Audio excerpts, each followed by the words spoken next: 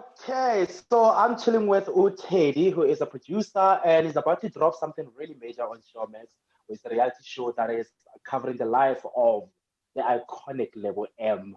Unjani, bro? I'm grinding yourself, my man. I'm good. Listen, I don't know if you noticed, I was avoiding to say your surname because I don't know how you pronounce it. Is it Geldart or is it? Listen, I've decided that my surname is the people's surname. So however you take it in, that's how you can say it. It's not the easiest surname. It is actually pronounced Mm, Geldart, but I don't really care. A lot of people say okay. Geldart. A lot of people call me Gilbert. I'm like, well, you know what's in the name, So whatever Yeah. good for you, that's what it is. I'm not too perturbed about it. So before we get to your project, so you were while you were at Bar Leader, I mean, you were very instrumental in bringing some of the most popular shows to television. I mean, you did Being with Bonang, you did like all their hit shows basically. You were Yeah. part of them. While you were doing that, were you already in your head thinking, "I'm just here for this period to do this and do amazing work, but I would love to kind of like thing later I on." mean, anybody who has a dream, um, I mean, I dreamed of having my own production company for the longest time. Anybody who has a dream really is internalizing most of it. So for me, as much as I love the camaraderie and love the relationship between Legend and myself, um, in my heart of hearts and in my mind and in the bigger picture and in the bigger scheme, I knew that I was building Legend's dream, but I also knew that I had my own dream. So it was inevitable that I was going to finally, I mean, Legend and I spoke about Dope Zulu production, along the way. Um, and Yeah. that's what I loved about the relationship is that he wanted for me. You know what I mean? When somebody wants for you to have your own, a piece of your own land, it's like almost like taking the land back, So I wanted a piece of my own land for myself. And he was very aware of that. And that allowed me to dream. And here we are today, Yeah. in COVID, launching a production company. Yeah. Yeah. And in terms of the deal with Showmax, how did that come about? And when did that happen? When did the conversation start? I mean, I've been bothering Lebu for the longest time, right? Around this reality show, and I always say to myself, if I'm going to do a reality show, if the next reality show that I'm going to do has to have the kind of substance that I'm into, so I wanted to Mm, tell a story. I really wanted to tell a story as opposed to the lifestyle and the beauty of it all and whatever. I wanted to have the fundamental characters that are archetypical, build a dramatic story around real people with real issues, and everything else is just background. So I really kind of having a relationship with Levu and starting a relationship with Levu was was such an interesting, like, kind of glimpse and insight into his life, that excited me. That really excited me. I was like, okay, this is what we were talking about when we said this is what we want to do with our first reality show. And then I started having the conversation with Mzansi Magic. So I bothered people. Like I was bothering Lebo at first, and then I bothered, Mzansi Magic, and I was like, I've got this idea. And they were like, send it through the portal. And I was like, oh, I have to follow the steps. And that's what I did. And eventually, I got an email, and it was like, listen, we're very interested in what you have to say about the show and whatnot. So for me, it was a Mzansi Magic conversation initially. And as it turned out, Mzansi Magic and Showmax work hand in hand, as does Mnet and Showmax. And eventually it became a Showmax conversation. And Showmax is very excited about the concept. And I was like, okay, we've got to go, we've got to go. So yeah, it was very exciting. how do you retain that substance within the content that you are talking about, but still also giving the audience what they want because the channel demands numbers? Yeah, I mean, that's always going to be a catch 22, or let me say it's always going to be tricky, the numbers conversation.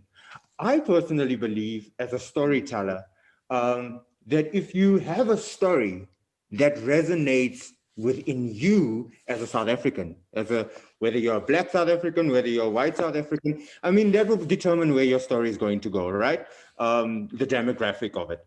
But if a story resonates within you as a Black person, or whoever you are, then whoever you're trying to tell your story to, so that's knowing who you're telling your story to, right? Is if it resonates within you, then you know who you're telling your story to. If the story resonates within you, it's a story as old as time. I'm going back Hans Christian Andersen, like I'm going back, William Shakespeare. If a story really builds within you and it really kind of moves you, chances are it's going to move everybody else.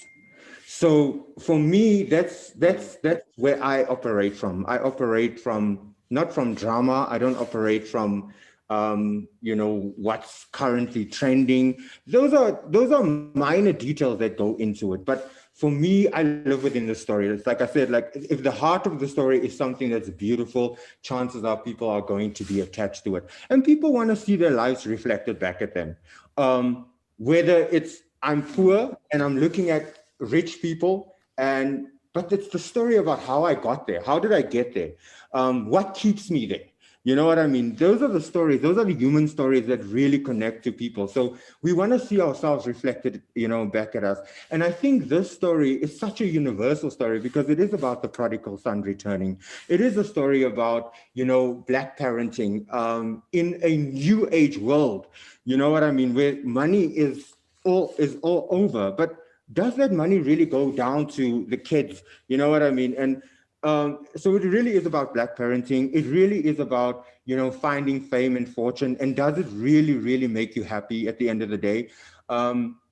It's about loss and the opportunity to find back. The story resonated with me so much, especially the son and the father's story, because it was very similar to the story that I had with my father before I lost my father. So there's so many of myself. There's so many Tepisos in the world. And I think it's an exciting entry to kind of see how people deal with it, and maybe it helps somebody else. Maybe it helps another young man. But there's so many other different stories that we're telling. It's the story about him and his mom's support for him, it's a story about a Black man who went into exile and made it on the other side. And is kind of not known in South Africa and is really starting to build that relationship at home. You know what I mean? So it's really about coming home and finding the love and the appreciation back home. How do you, as a producer, right? I know you're telling a family story. These people are inviting you into their home and their lives. How do you do the work without feeling like you are intruding into something that should be personal? You know what I'm saying? So that's something I struggled with a lot, especially because my story is so similar to the episodes, right? I'm sorry it's just because I relate to him so much. And I've got coffee with him tomorrow, so because I just want to kind of find out where he is, and that kind of thing. But it's important to have a team that you trust. So it's important to know that, okay, I'm the executive producer, but there's a series producer and there's a director and there's, production manager that have first-hand experience with these people, and who are now embedded into their lives. And we all deal with them on very different levels. So it's important for us to understand where we're moving with one another. So when it becomes too hard for me, I'm able to release the pressure to the series producer. Or when it becomes too hard for the director's able to step back and say, okay, the story is becoming really difficult and very hard. And if I'm able to maneuver where the storyline's supposed to go, I'm going to have the series producer communicate as where I would normally communicate with the talent, the series producer who is unemotional. will now come in and say, Yeah. okay, guys, we need to move this way, we need to move that. It's difficult because long after the show has been shot, the family has to still deal with the issues. And Exactly. personally, for me, it was very important for me in the beginning to have the talent meet with a counselor, during the Mm. show, meet with a counselor, and after the show, meet with the counselor. So that's something that I wanted to invest in. So I look, I understand the Morake family are probably used to fame and attention and being covered and all of that. But did you kind of like, I know you spoke about counseling, but I'm assuming that counseling is for like the personal and the family relationship.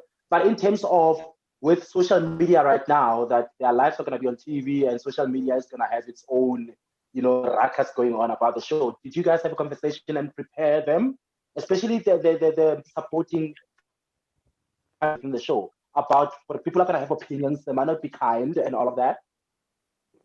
We've had those conversations, and they're very aware of it, especially Urifilwe and Tepiso, who've got such big roles in the show. They've been very eager to know Mm, what's happened with PR and all of that. But I think there's a very important mm, role, producer, that needs to be played. And I think that's why it's so important for me to have these conversations and have these meetings with a Tepiso, with a Urifilwe, just to kind of prepare them with, mm. the amount of conversation that's going to happen that includes them. So I've been very, very open with them about that kind of conversation. Yeah.